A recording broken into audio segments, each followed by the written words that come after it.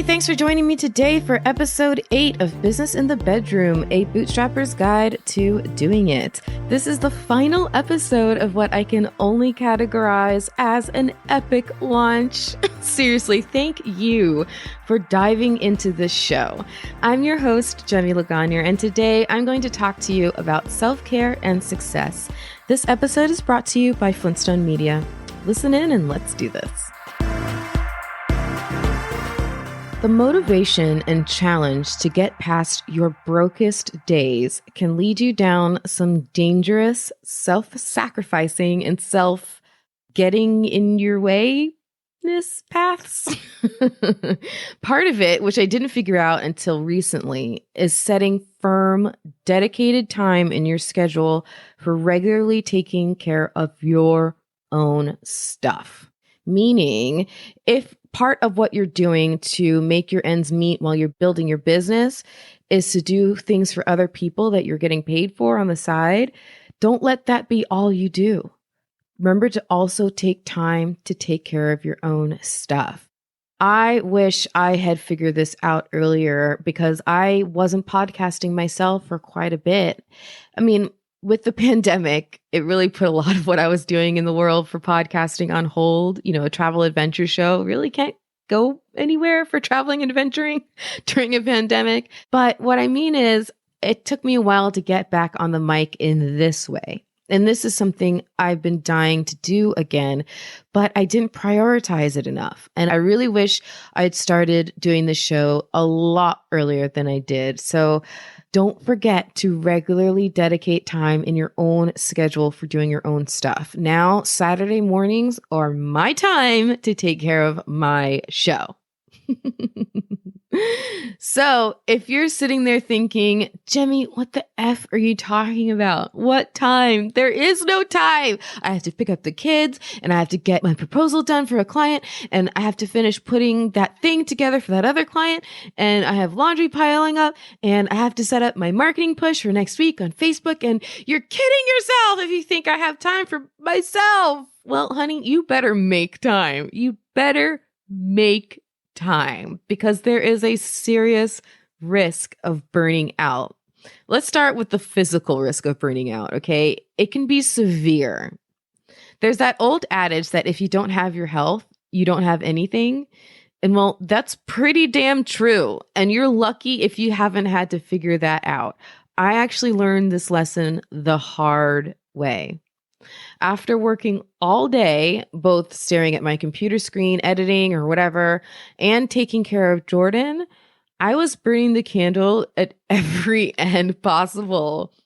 I would then put Jordan down for the night and do another couple hours of work. I'd fall asleep by about maybe midnight, 1 a.m. Then I'd wake up around 3 or 4 a.m. to get another few hours of work done. And if I was lucky, I could sleep another half hour or 45 minutes before my son would wake up and the clock would start all over again. So all in all, I'd get like 3 to 4 hours of broken sleep a night. And I did this for years. Big mistake. I mean, yes, I hit those goals I fought for and climbed over those milestones, planting my flag in victory every time. But what was my prize? Migraines! Yay! Welcome to the wonderful world of migraines. Now, wait, migraines weren't exactly new for me. I had had them 2 to 3 times a year since about my early 20s. But when I was building Flintstone Media and fighting like a bulldog to get it to the point where the ends would meet, the severity and frequency of my migraines changed big time. I was really pushing it super late for like a million nights in a row, and it just wasn't healthy by any means. Fun fact, your brain needs sleep. But I couldn't stop. I was obsessed with getting to the point where I could pay my bills without relying on a big company to employ me in order to do it. So I didn't stop. Ever. And that was a big mistake. I remember my come to Jesus moment. It was in about March 2018, or maybe it was 2019. I forget the exact year, but I remember it was March because the timing and the efforts around my son's March birthday was when the worst migraine of my life started.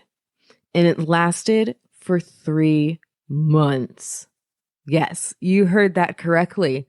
3 months. It was awful. And I knew I had to make a big change because it was influencing and affecting everything I was doing. So not only is there a risk of burnout to you physically, but there's also a risk of burnout to you business-wise as well. Because as you're burning out physically, mentally, emotionally, you actually can be doing more damage than good by pushing too hard toward your goals and affecting your performance. You're going to start making mistakes. You're going to start doing things wrong. You're going to send the wrong email to the wrong person. It's going to be awful. It's so embarrassing. You're going to tarnish your reputation. Remember all that stuff we talked about? Reputation, building a portfolio, and all that good stuff. This is when you're pushing it the hardest to do all that. But remember, you don't want to shoot yourself in the foot by burning out. Okay. You don't want to do that. So you got to watch for signs that you're doing too much. For me, it's signs of a migraine. It's early signals. I get little twinges of pain in my head, or I'll feel a certain kind of tired, and it'll take me a moment to realize, oh, this isn't just a normal tired. This is the migraines a coming tired, stuff like that. For you, it could be that you're getting more irritable and yelling at the kids more, or it could be that you get more forgetful. Whatever the signs are that you're pushing it too hard, you have to become familiar with your own signs and start really watching out for them and then listening to them and taking the actions to correct. And don't feel guilty about making the changes that you need to take care of yourself. It might seem like an impossible suggestion, but it can be done. Set aside a block of a couple of hours of time to take an honest look at how you budget your time. I'm not saying to do this, daily, weekly, monthly. Just do it today, one time, and maybe repeat it again every so often as necessary in the future. But take a couple of hours and take an honest look at how you budget your time, where most of it goes. Track it for maybe a week or two in a notebook if that helps, but really take a look at it like a food journal almost, right? Just like a food journal, right? Once you see it all written on paper, you're like, oh my gosh, those totals can really surprise you. You really didn't recognize how many donuts you were eating in a week, right? Same kind of thing. You don't recognize how late you're staying up because you're doing this and that, and how much time you're spending on, social media in this way, or how much time you're spending preparing in this way. You got to really look at how you're budgeting your time and see if there's anything that's taking more time than it's worth. And is there anything you can take off your plate? Take a moment to really analyze what's necessary and then be honest and willing to get rid of what's not. And sometimes it's super simple. Like, it's not necessary that I keep paying for a CBS All Access subscription. That's not necessary. Okay.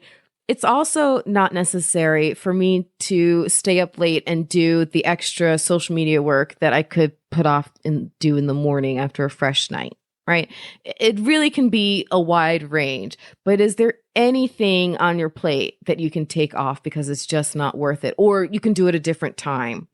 Also, is there anything on your plate that you can use in a barter, like I was talking about in the last episode, and put on someone else's plate? Okay. Is there something, maybe you don't have the money to pay them, but is there something of value that you can offer to give them or do for them in exchange for them to take off a chunk of work from your plate onto their plate? You never know what can happen, but be creative and take a good, honest look at where your time is going. So then what does self-care actually look like? Now that you've taken an honest look at what you have on your plate and what you could possibly get rid of, and you're thinking, okay, now I can take care of myself. Where do I start? Okay. This is one of those things that should seem obvious, but let me lay it out there for you anyway and tell you what's worked for me.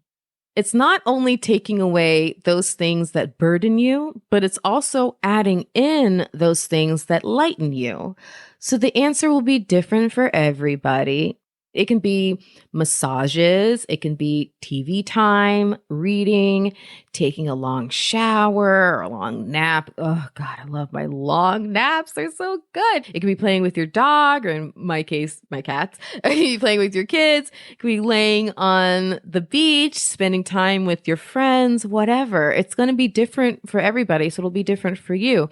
But if you have been going so hard at your dream that you've completely been swallowed by it, then let me make a suggestion. You might not really know what is a thing that you actually can enjoy for downtime, because you've gotten so unfamiliar with downtime in these last however long you've been pushing it. So my suggestion, as the first thing you pay attention to when paying attention to self-care, the first item on your list should be sleep. Not only will sleep help your brain and your body recharge, but that recharge can spur some really great creative moments and breakthroughs.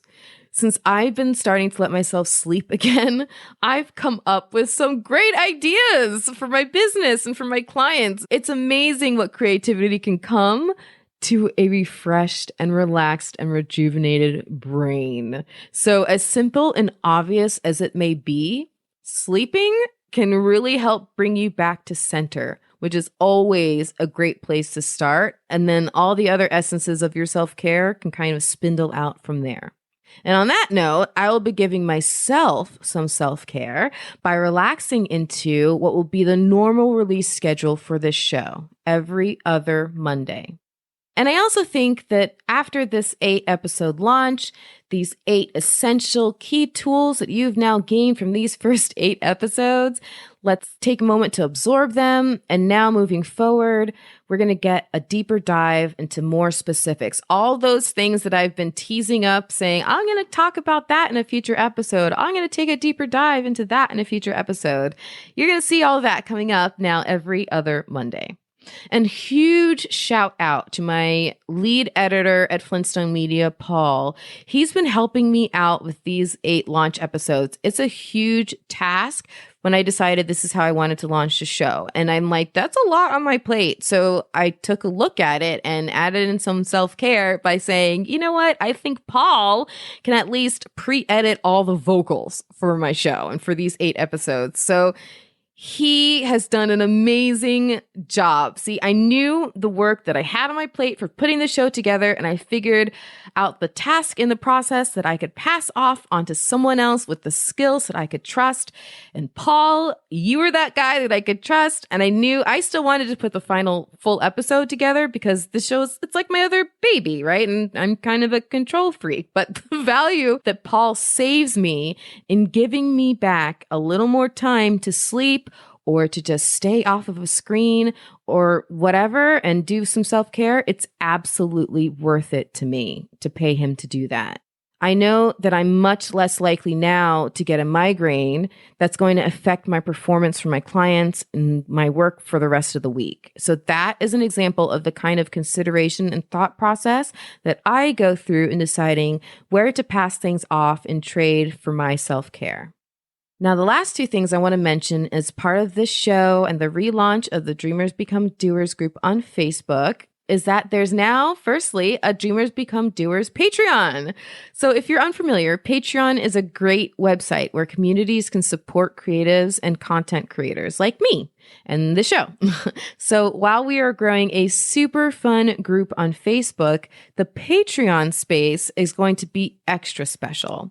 I'll be regularly dropping extra resources and insights there and answering your questions more in depth, and essentially giving fans in there as many dynamic tools as possible for your own dream development.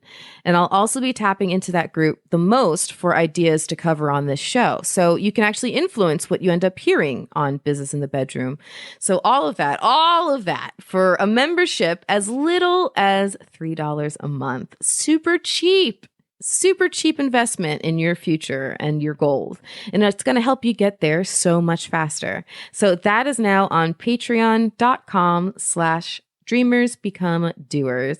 So that was the first item I wanted to be sure to put a pin in. And the second you can actually have your voice featured on the show now. If you have a question as you're going for your goals and fighting for your dreams, head to the show's website, bizinthebedroom.com, hit the button there and record your question. And I might just feature your voice right here on the show. How cool is that? So I can't wait to hear from you. All right, so episode 9 will be coming at you in 2 weeks on February 8th. If you are missing me terribly during that time, please feel free to dive back into the first 8 launch episodes. Share them with your friends, get conversations started around them, write to me and tell me what you're doing or ask questions, whatever. Leave me a voice message too. I'm going to continue going through all my emails and voice messages and bringing you your own voice into the conversation, your own questions into the conversation. So this community is going to just do nothing but keep growing. And last but not least, speaking of community, join in on Facebook and Patreon. On either website, just look up Dreamers Become Doers.